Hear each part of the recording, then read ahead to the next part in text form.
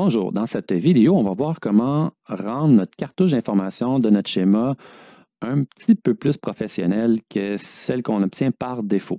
On va pouvoir ajouter le logo de notre organisation, des informations sur l'organisation et aussi choisir les champs d'information qui sont affichés. Dans KiCad, on peut éditer la cartouche d'information à l'aide de l'éditeur de feuilles de dessin. On clique sur l'éditeur de feuilles de dessin. Une fois à l'intérieur, il nous ouvre la cartouche par défaut. On peut regarder justement la cartouche par défaut, comment elle fonctionne. On voit ici qu'il y a des champs.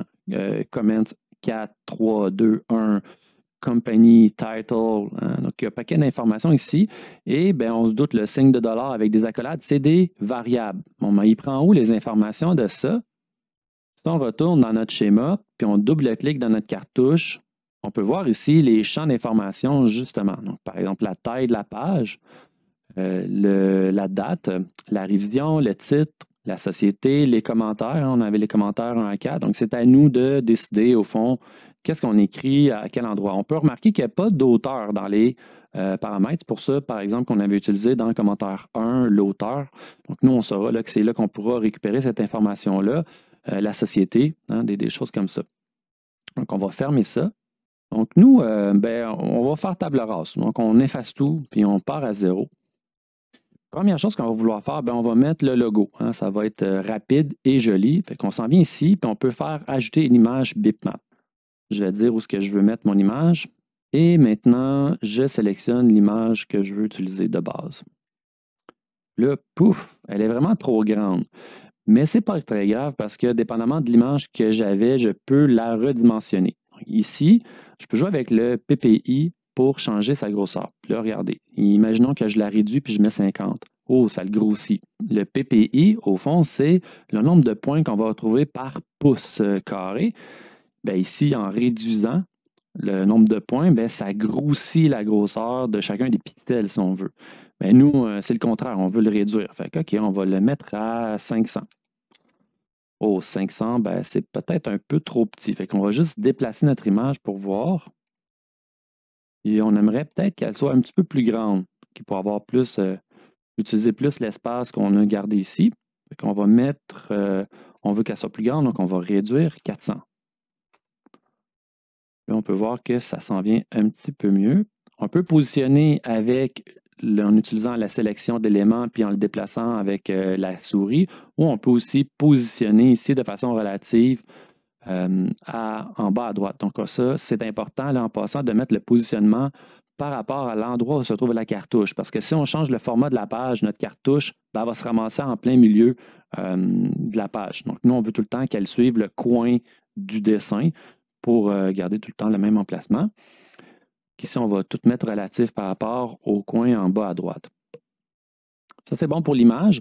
Maintenant, on aimerait peut-être mettre des informations qui vont être fixes. Dans ce cas-ci, le logo contenait le nom de l'organisation complet, mais nous, on va quand même rajouter un texte pour confirmer que c'est bien le collège Jean Lailgroux. Donc, on va mettre notre texte ici. Et maintenant, on peut changer le contenu du texte. Bon, d'abord, on va changer ça pour collège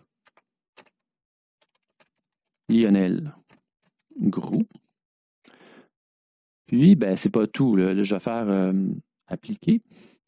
On va voir. Puis là, on voit le texte. Ce n'est pas nécessairement le type de caractère qu'on voudrait utiliser. Donc ici, on peut changer le type de caractère qu'on voudrait utiliser.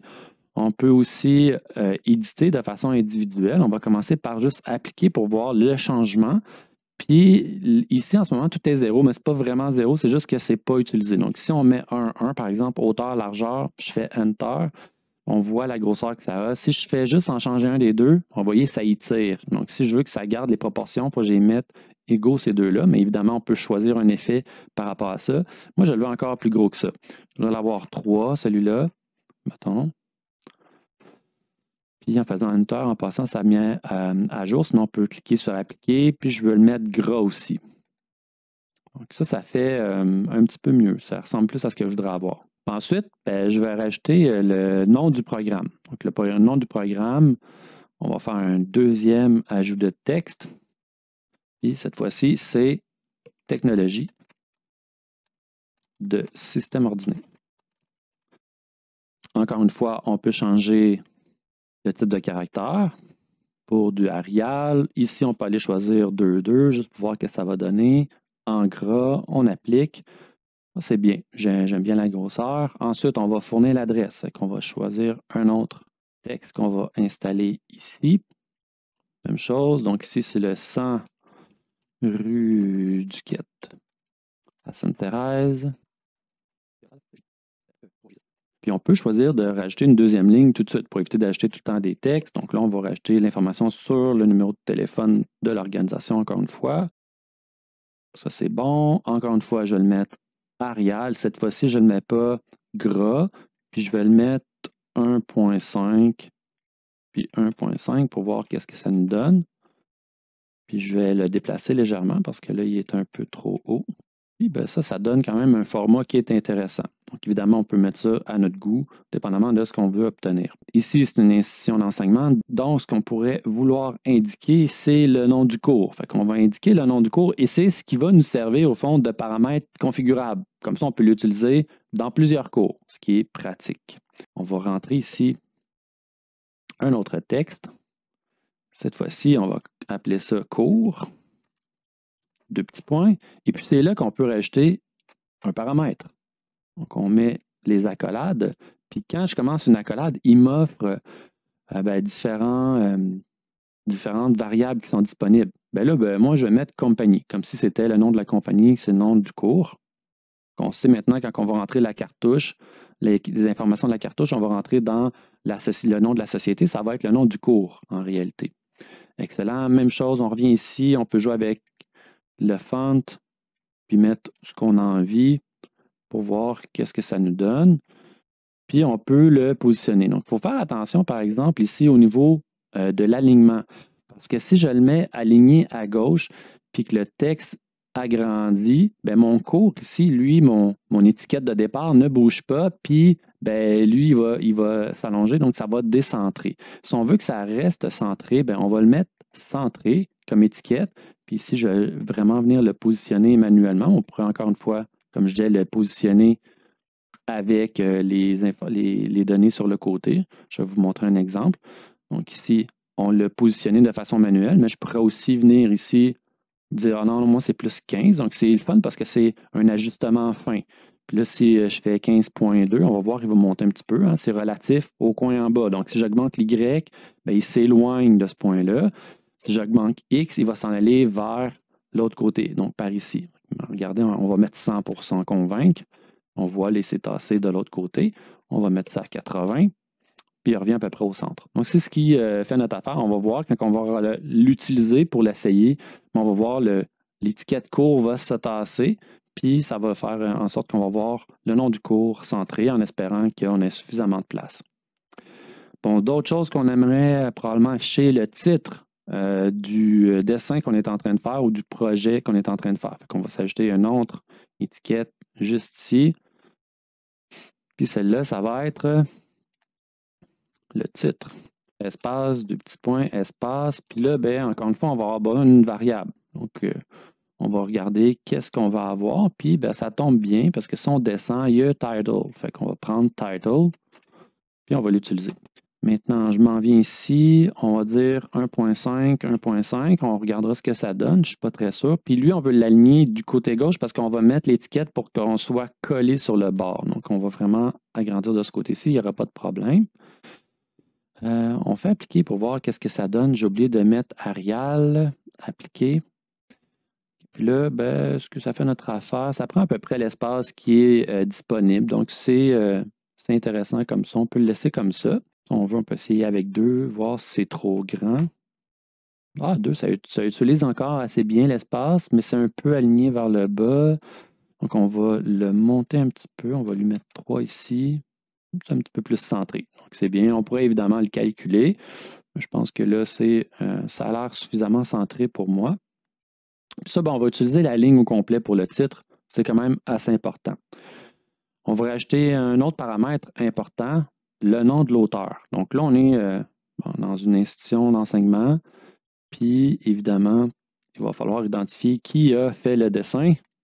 Mais ça marche aussi comme ça dans l'industrie, évidemment. Auteur, espace. Puis là, on va mettre une variable.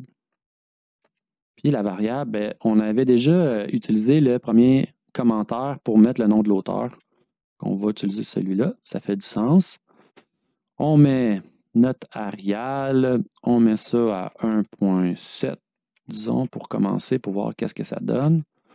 Puis on peut voir ici de quoi ça va avoir l'air. Donc ça, c'est bien pour l'auteur. Maintenant, on va rajouter aussi la date, un autre paramètre important.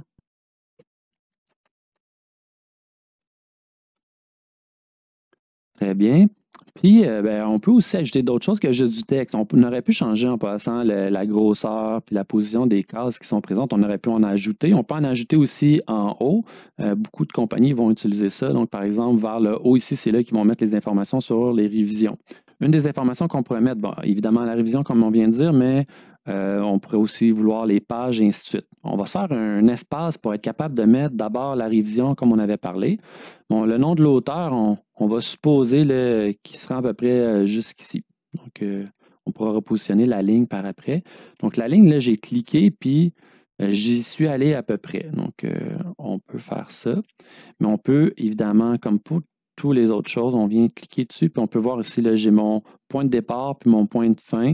Donc, je peux m'assurer ici, bien, premièrement, que je suis vraiment aligné. On peut voir que bien, je suis droit, mais ici, je trouve qu'il est trop haut. Je peux le changer en repositionnant avec la poignée, donc en allant sélectionner, ou je peux jouer aussi avec sa position. Donc, ce que je veux changer ici, c'est la hauteur. Je veux le diminuer, par exemple à 8.2 pour voir qu'est-ce que ça va donner. Ah, là, je suis trop bas.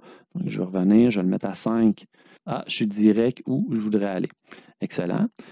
Puis, ben, on va faire cette ligne-là, en fait, je vais la prolonger, puis on mettra le format de la page juste en dessous.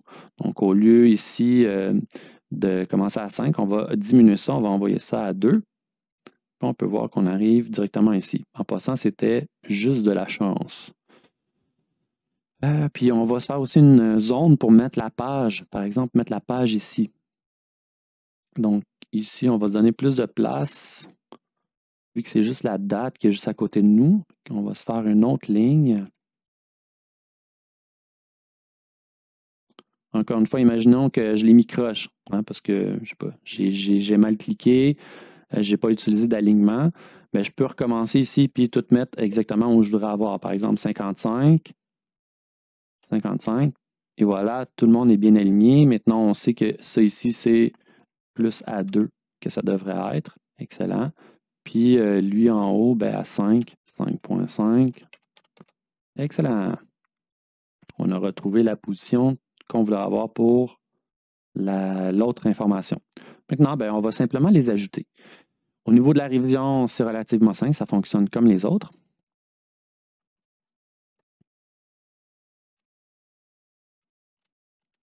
Au niveau du format de la page aussi, ça va être relativement la même chose. On s'en vient.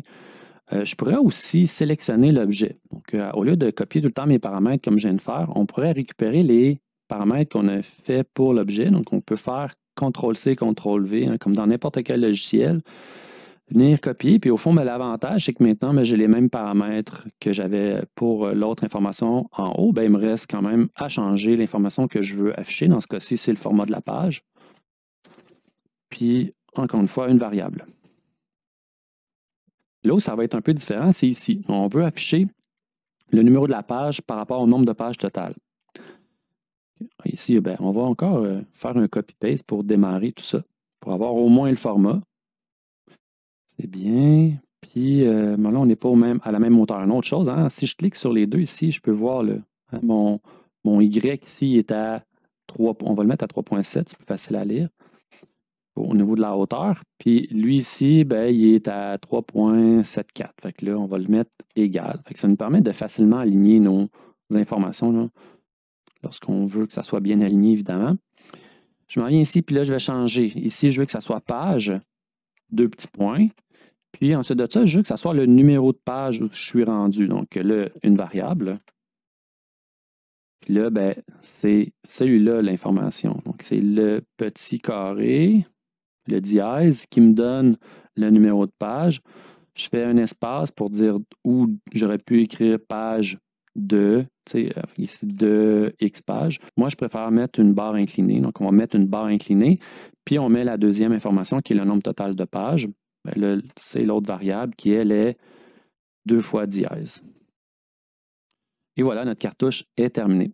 Maintenant, il nous reste à lui donner un nom significatif pour la retrouver. On va sauvegarder sous.